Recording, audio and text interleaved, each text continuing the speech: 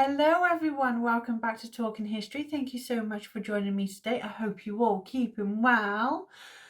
So, today's video is all about the youngest daughter of King Henry II, Joanna, also sometimes known as Joan, or Queen of Sicily.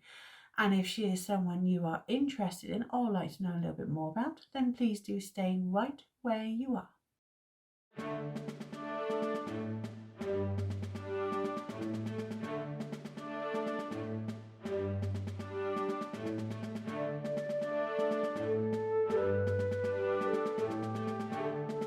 Joanna, or Joan, was born in October 1165 and she was the youngest daughter born to King Henry II and Eleanor of Aquitaine. Joanna was born at Angus Castle in Anjou, and at the time of Joanna's birth her father Henry was dealing with a Welsh revolt, and it would be several months before Henry met his new baby daughter. Joanna, she spent most of her childhood with her mother at her court in Poitiers, and she also spent time at the Abbey of Fontevraud. I really haven't pronounced that right, with her younger brother John. And whilst there, Joanna was she received an education in skills to be able to run a large household, and she was also taught several languages, including English, Norman French, and Latin. In 1173, Eleanor of Aquitaine rebelled against her husband Henry along with their sons, and Eleanor, she was captured and imprisoned and put under house arrest. Joanna, she would join her father and was at Henry's court during Easter and Christmas. Eleanor, she was allowed day release, or so to speak. She travelled to Winchester in 1176 to see Joanna off, as she travelled to Sicily after being betrothed to King William II of Sicily. Joanna, she made it to Barfleur, and from there she was escorted by her eldest brother Henry, the young king, to Poitiers, and from there Joanna was met by her other brother Richard, who escorted his little sister to Toulouse. Joanna, she finally reached Sicily, and at the age of 12, Joanna married King William II, who was 24, on the 13th of February 1177 in Palermo Cathedral. The marriage ceremony was followed by Joanna's coronation as Queen of Sicily. Sicily was an ethnically diverse country. William's court had Christian, Muslim, and Greek advisors. William, who spoke, wrote, and read Arabic, he had kept both Christian and Muslim girls at his palace.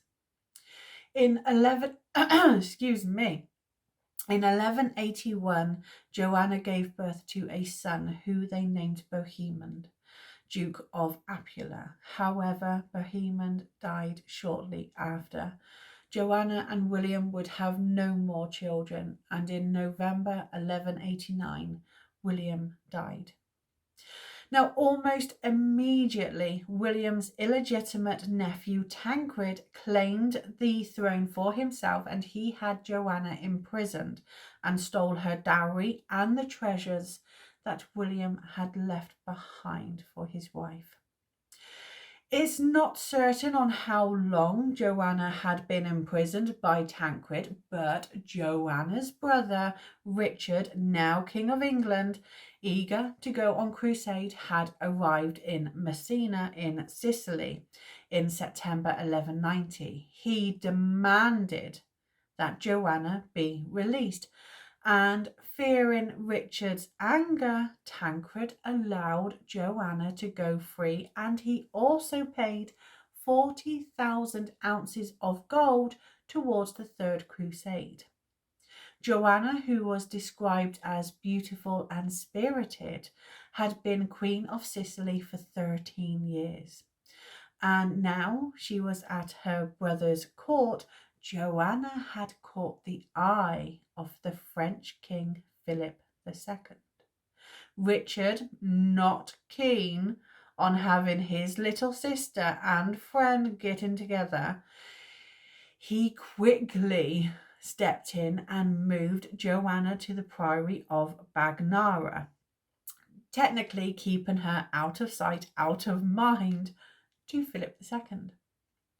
Richard, he stayed in Sicily for a while and he negotiated a treaty with Tancred.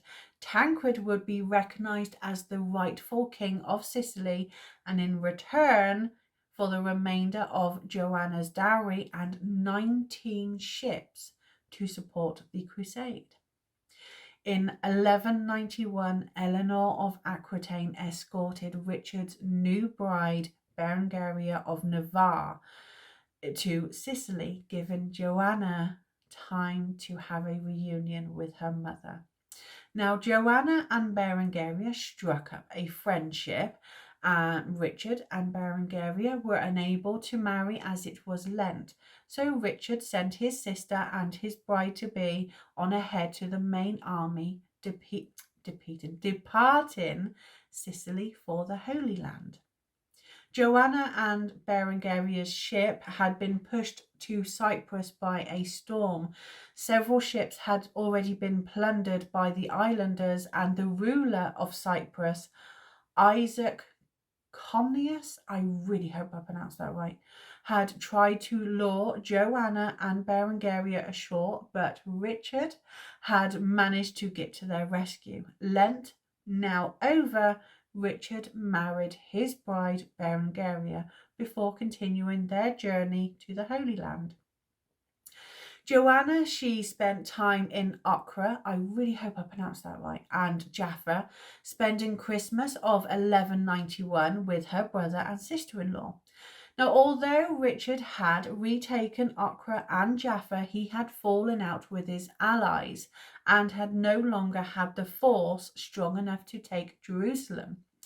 So Richard offered Saladin Joanna as a bride for his brother, but Joanna outly refused to marry Saladin's brother, even if Richard's plan would see her as Queen of Jerusalem.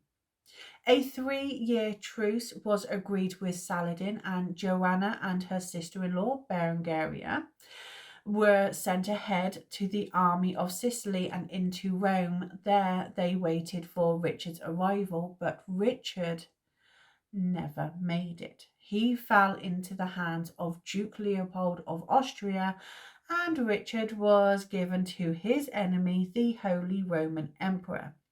Richard was imprisoned.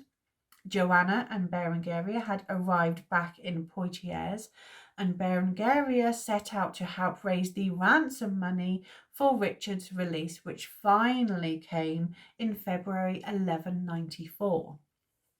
Joanna had spent the next few years at Poitiers, her wealth being used for Richard's crusade.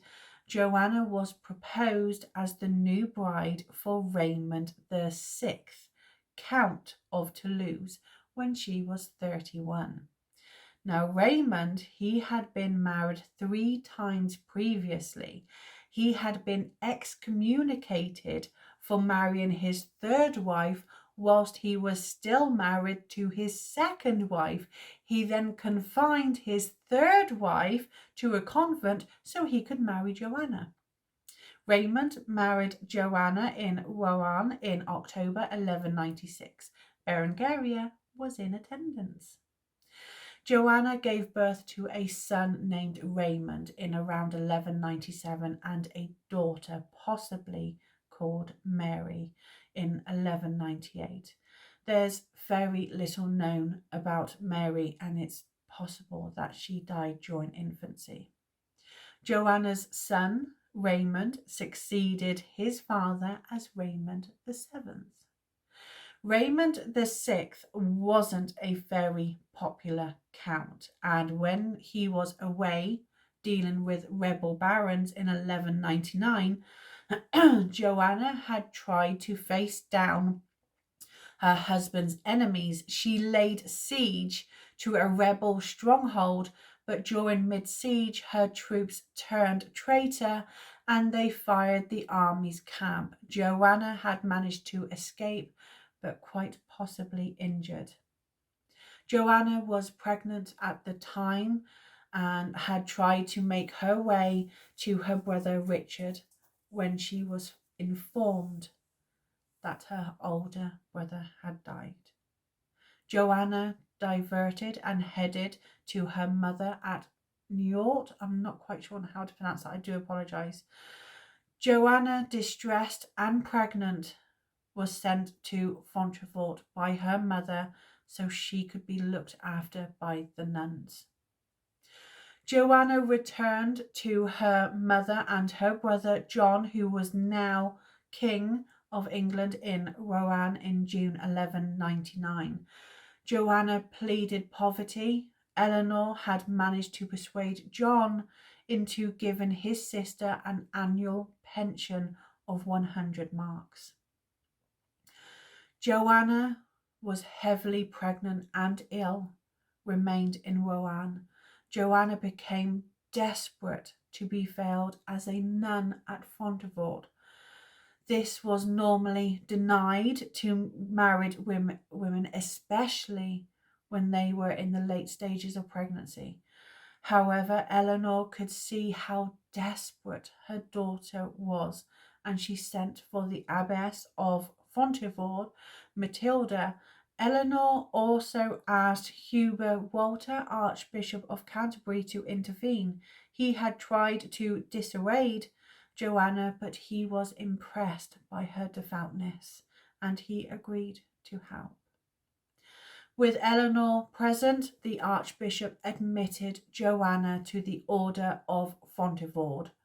Joanna was too weak to stand, and shortly after the ceremony, Joanna died. Joanna's baby was born through cesarean section, a boy named Richard. Baby Richard had lived long enough to be baptized. Richard sadly died shortly after. Joanna died on the 4th of September 1199, 1 month before her 34th birthday. Joanna and her baby son Richard were interred together at Fontevraud, and the funeral procession was escorted by Eleanor of Aquitaine and King John. And there is Joanna's story. I hope you've enjoyed today's video, and as I've said before, I do try to make sure I get everyone in, and sometimes there's just not the information there. I do try to get everyone's story, but like I said, it is hard when the information isn't there. Sometimes it just wasn't recorded, or if it was, it got lost over time. But that is it for today's video. Thank you so much for watching. As I said, I hope you enjoyed it, and please do hit that subscribe button and that little notification bell to let you know that I've uploaded a new video. As I've said before, if you do have any recommendations or anything you'd like me to do, then please do leave it in the comments below. I do try to find them. Sometimes I don't know, as I sometimes don't get told by YouTube that I have a comment, and it's not until late after I realise I've got one. But there we are.